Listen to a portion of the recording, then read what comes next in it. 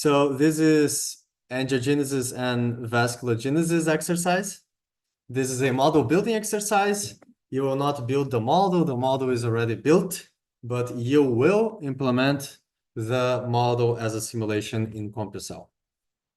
So I will, in very simple English, explain how this works, roughly, and what angiogenesis and vasculogenesis are. So vasculogenesis and angiogenesis, I think, as the development of blood vessels or primary capillary formation. So starting with single cells, endothelial cells, they arrange themselves in this network-like structure, and they develop further into a vascular system. And this is very important for tissue homeostasis in wound healing recovery and tumors, because tumors can secrete growth factors that will promote the formation of capillaries, and those capillaries will enter the tumor and provide nutrients for the tumor. Single endothelial cells can organize to form capillaries via chemotaxis, and this is what the simulation is going to prove to us today, is that chemotaxis and some other assumptions are enough to model both angiogenesis and vasculogenesis.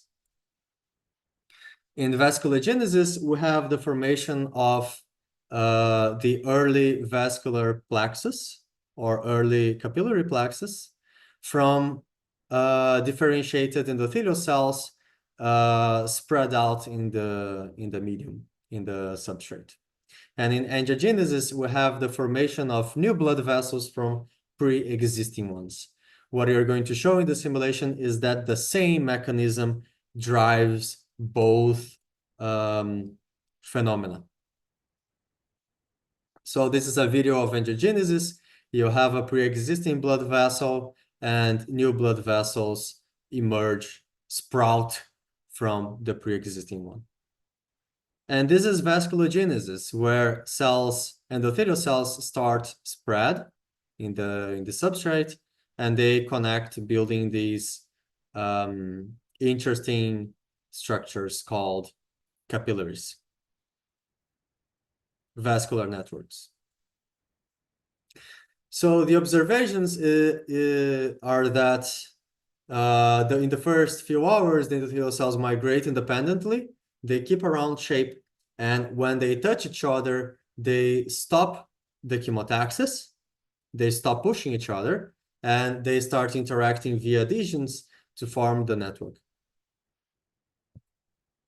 And the endothelial cells, they remain in contact with the substrate. They don't build like a three-dimensional shape in space. They keep themselves in contact with the substrate, which means a 2D model is appropriate. There are some motivating questions that guide us through the model building process.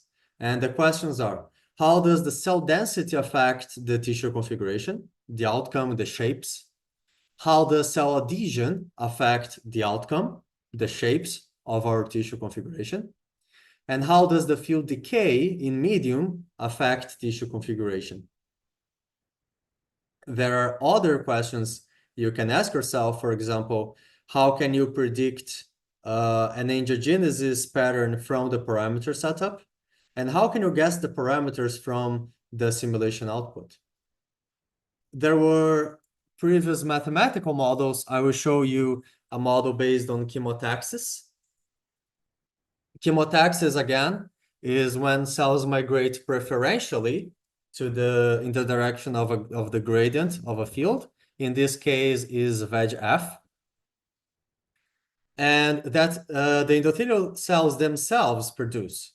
So endothelial cells will release this growth factor, and endothelial growth cells themselves will migrate towards the gradient of VEGF. This mathematical model by Gamba, I will not go into the mathematics in too much detail, but feel free to ask me, and I can explain the terms one by one if you're interested. The first one is a continuity constraint, a density continuity constraint, a matter conservation. The second one is the Navier-Stokes equation. Nabla-C is the chemical gradient. This equation is telling the cells to move up gradient. And the third equation is our well-known diffusion equation for the chemical C. This is the diffusion term. This is secretion. Look, plus alpha, a alpha parameter, times n is the density. It means that the cells are producing, they are adding stuff to this chemical field. And minus C over tau. Tau to the -1 is the same as 1 over tau. Okay, so this is C over tau. What is C over tau? Minus C over tau. This is a decay term. Is a minus something that multiplies the concentration. This is a decay term.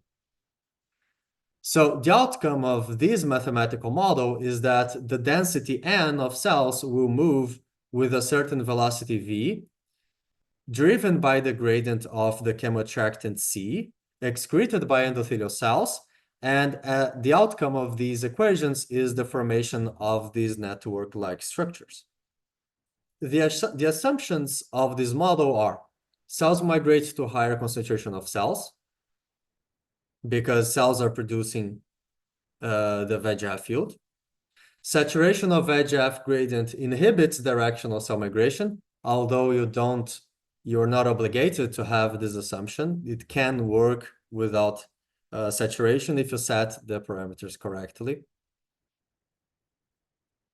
And endothelial cells, of course, produce the VEGF gradient, the VEGF field, sorry.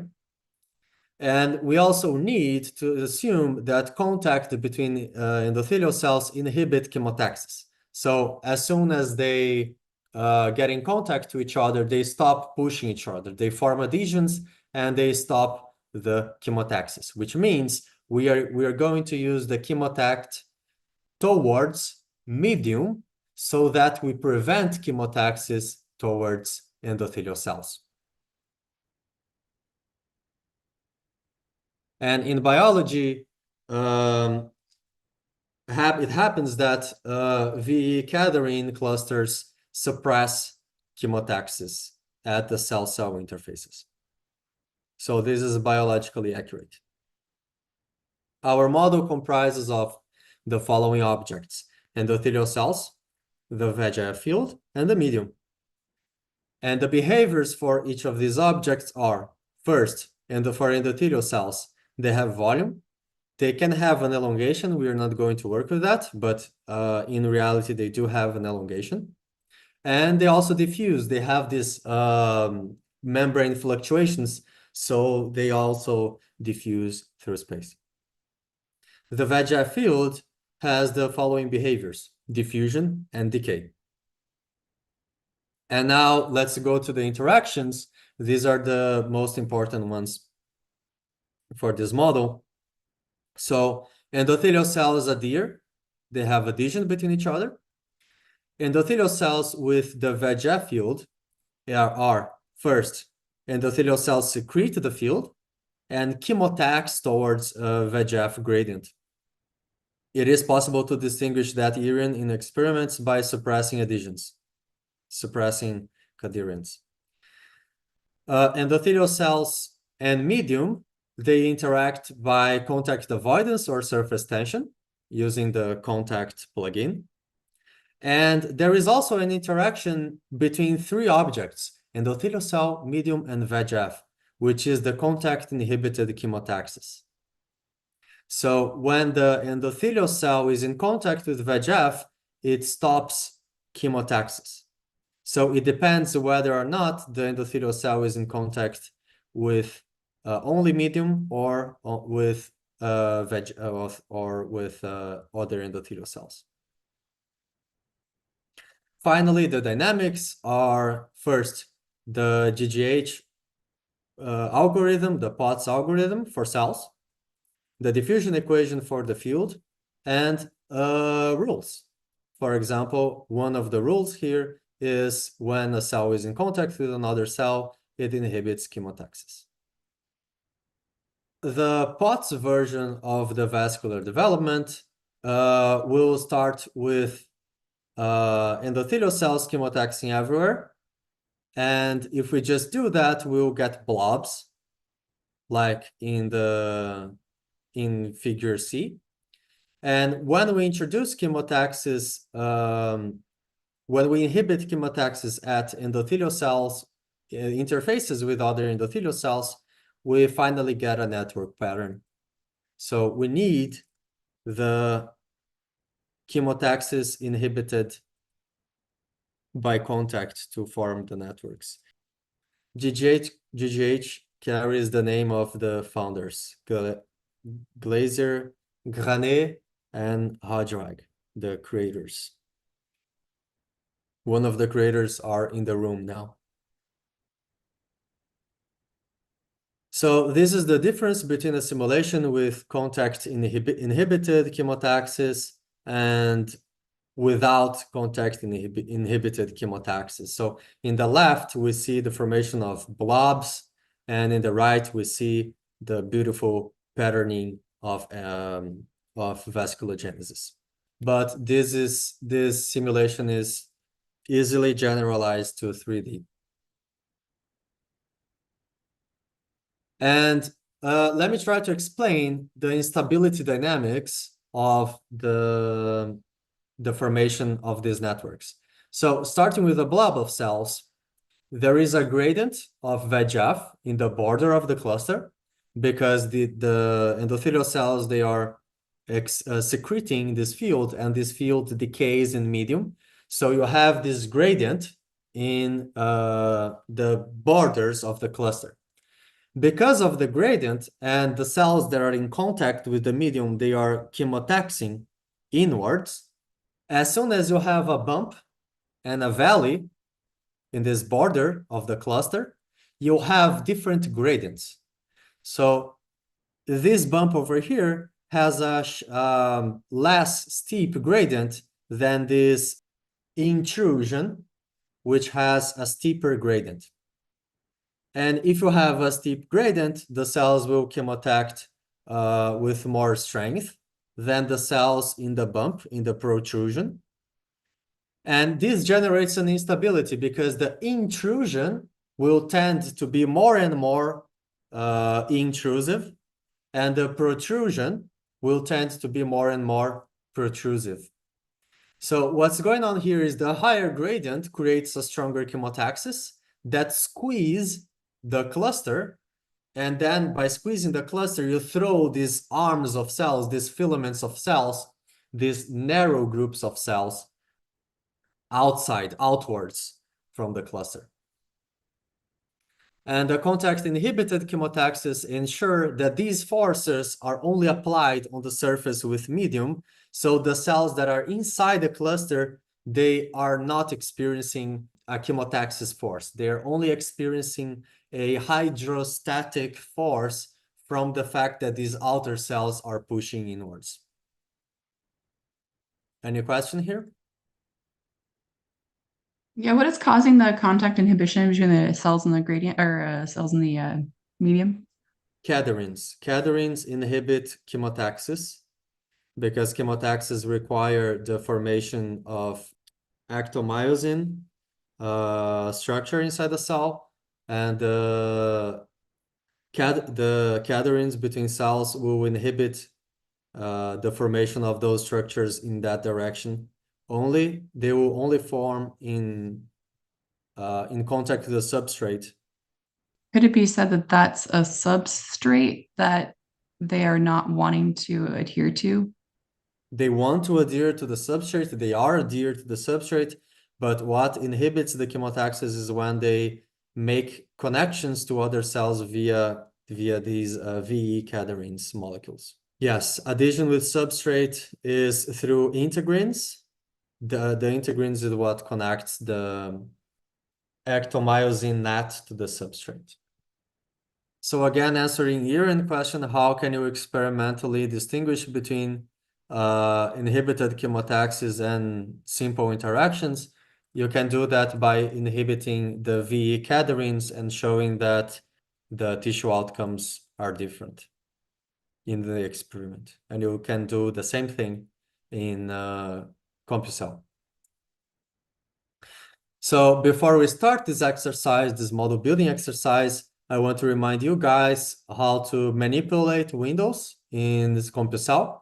So by hitting this window button here in number 1, you create a new window, or you can also click the drop-down menu called Window in Player and see this new graphics window. By clicking that, you generate a new window.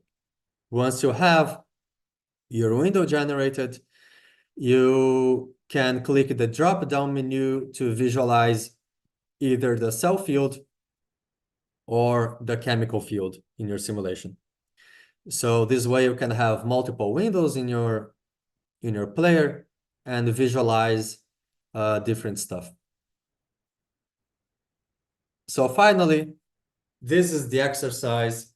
Follow the instructions. Feel free to unmute and ask questions. We'll help you through it. It is not supposed to be an easy exercise because you have to figure out the parameters of the simulation. So there are question marks here, and it's also a challenge for you to figure out what parameters you need to accomplish the final simulation behavior.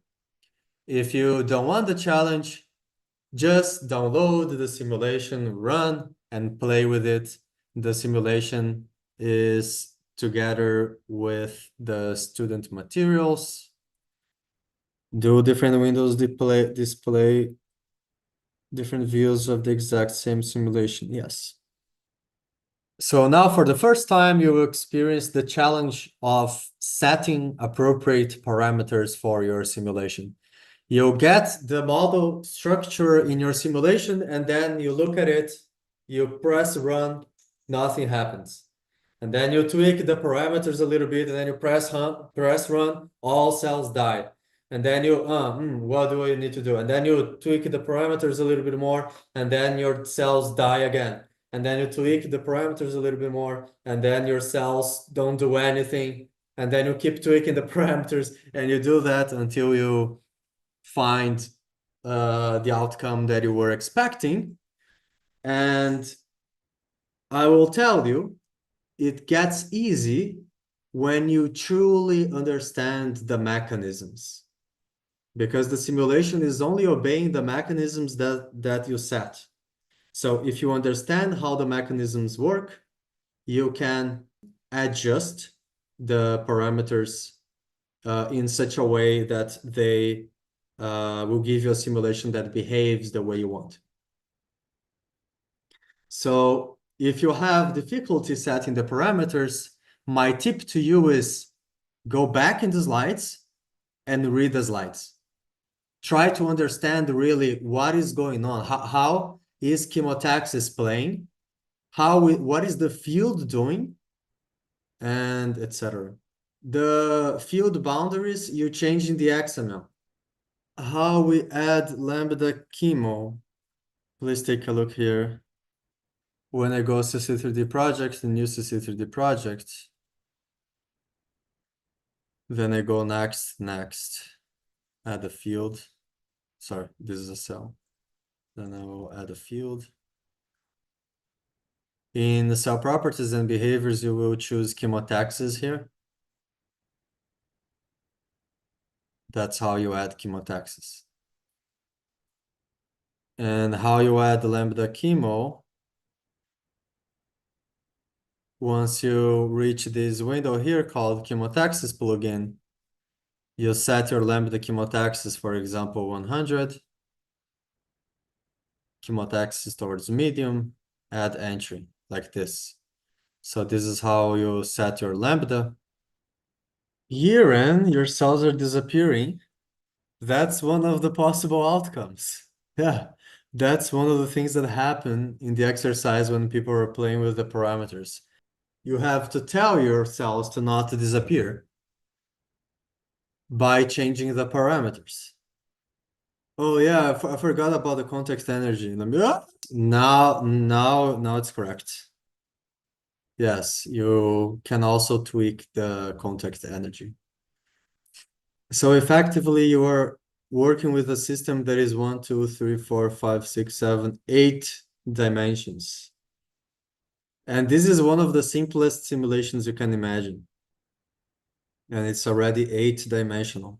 All of these parameters here, diffusion, decay inside cells, contact energies, lambda chemotaxis, target energy, target volume, sorry, lambda volume, secretion, they all change your simulation in huge ways.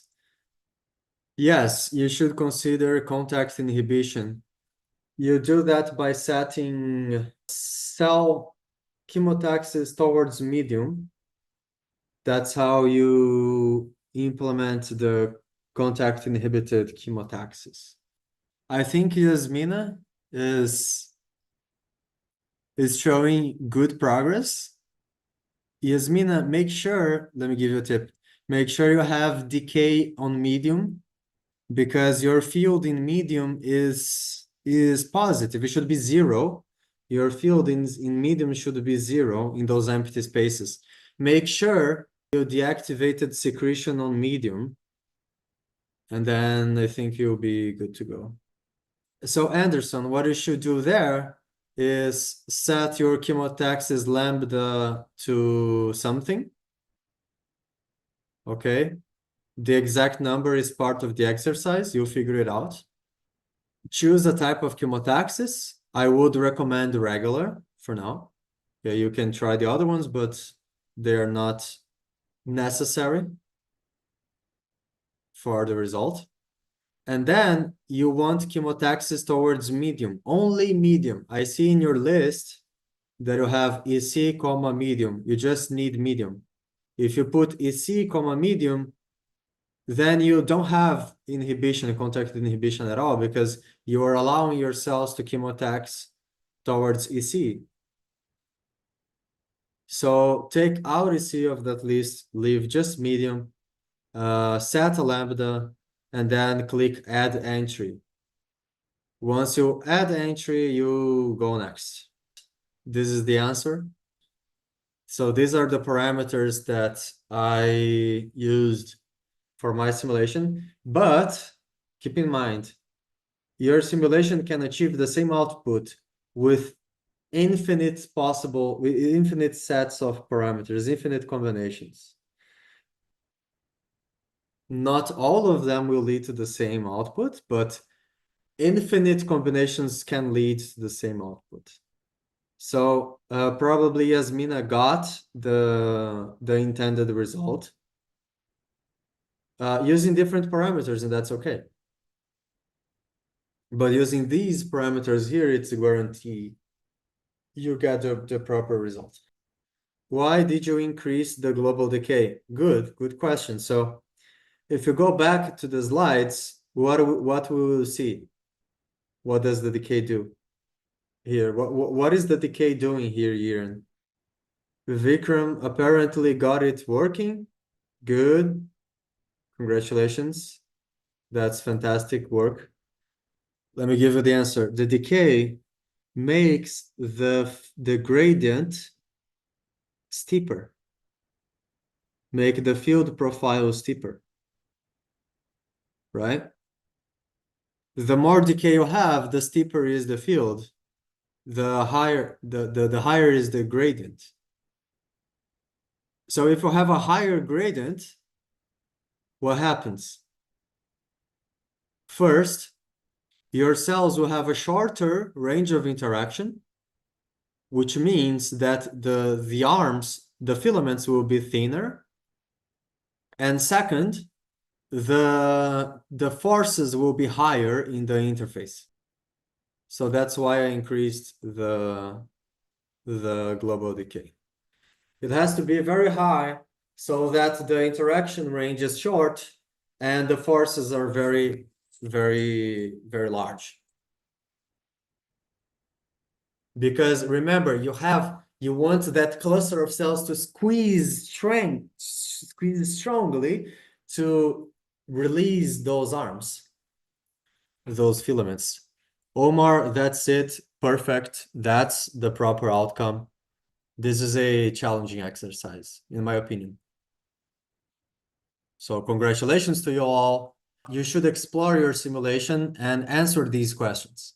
How does the cell density affect tissue configuration? So start with a low number of cells, and also start with a very large number of cells everywhere. Second question, how does cell adhesion affect the tissue configuration? So change the endothelial cell adhesion parameter in your contact energy plugin. So set it very high, set it very low. How does it affect the tissue configuration? How does the field decay in medium affect tissue configuration? So set a very low field decay and set a very high field decay to answer this question. So please answer these questions to make sure you really understand the mechanisms of angiogenesis.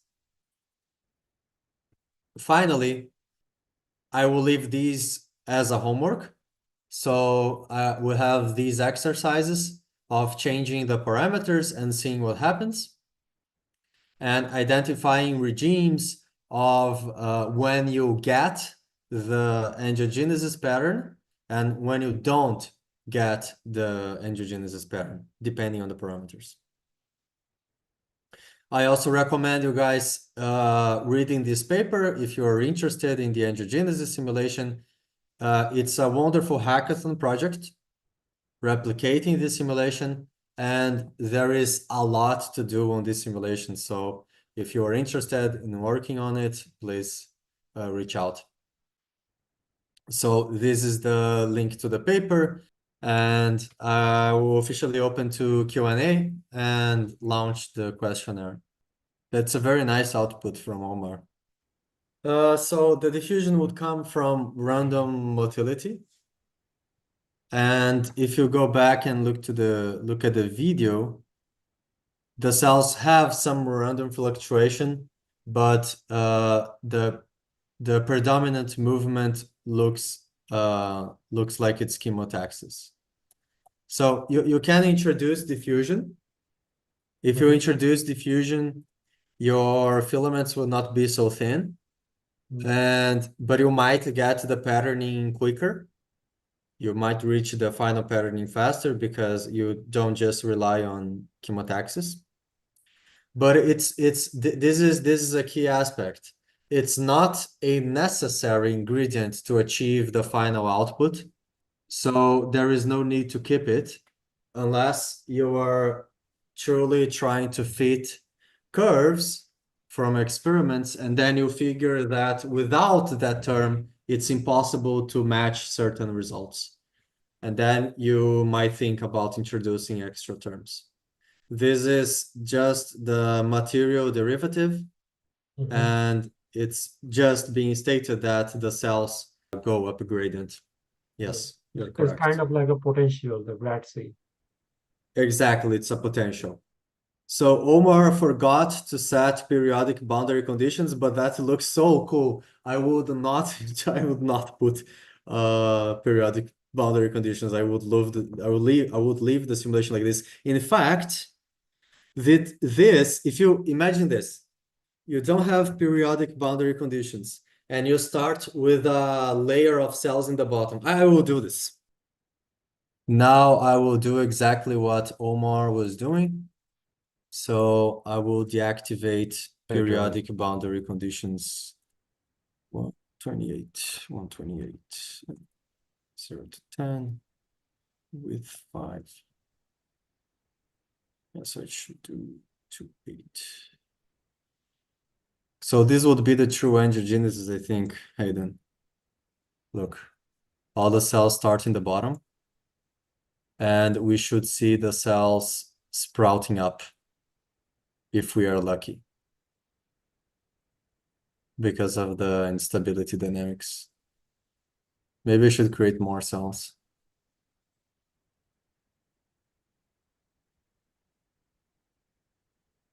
Maybe there is an interesting exercise coming out of this.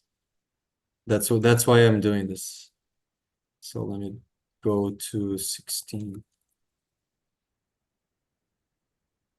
and let it run. Let's see how long it takes to break symmetry.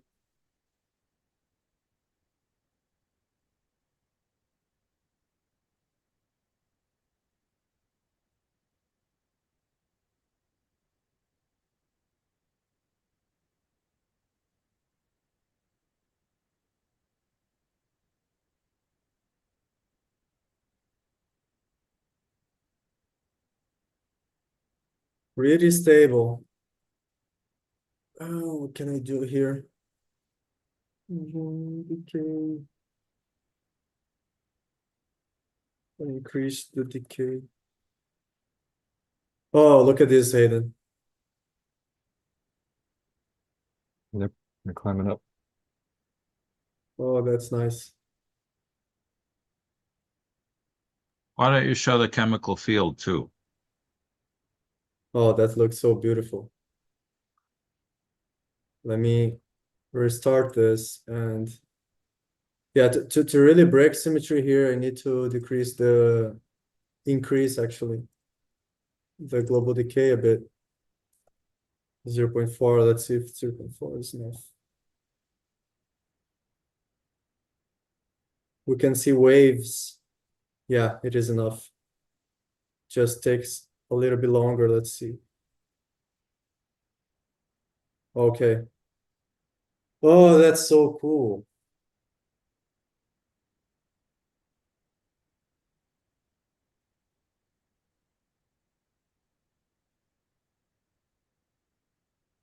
Maybe I should make a video out of this to post on social media. I think that would be a good idea. You should probably add it to the course CC3D demos and also maybe create a Jupyter notebook version of it.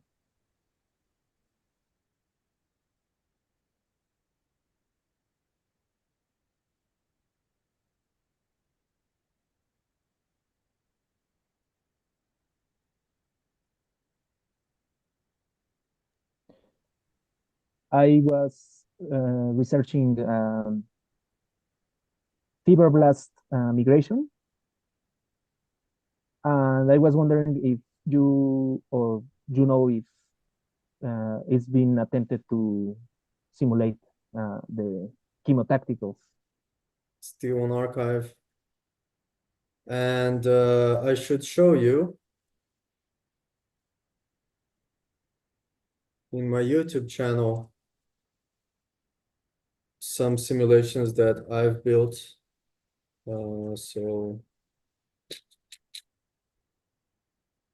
So this is my simulation, the one in the paper.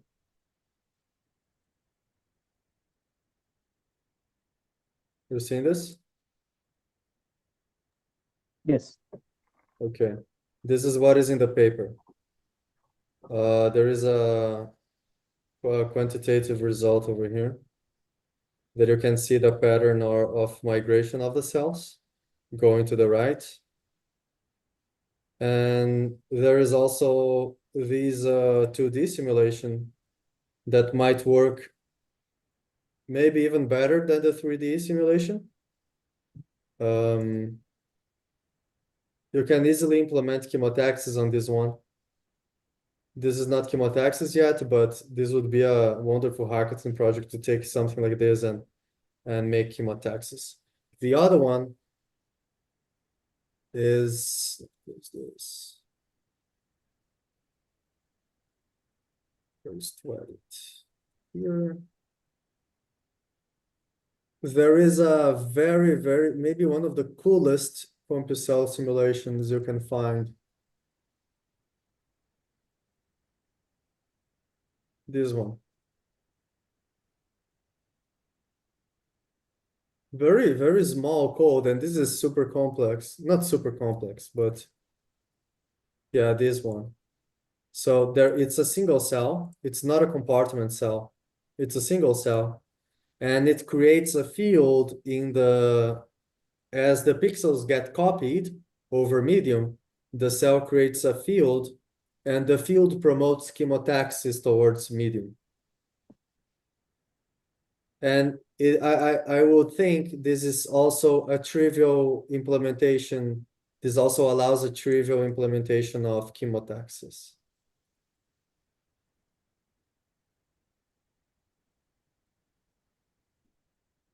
So yes, there are many attempts. In vitro, but it's been attempted to do in tissue. Yes. Gilberto attempting in a 3-dimensional fiber mesh, letting these cells migrate. But I think it's not published.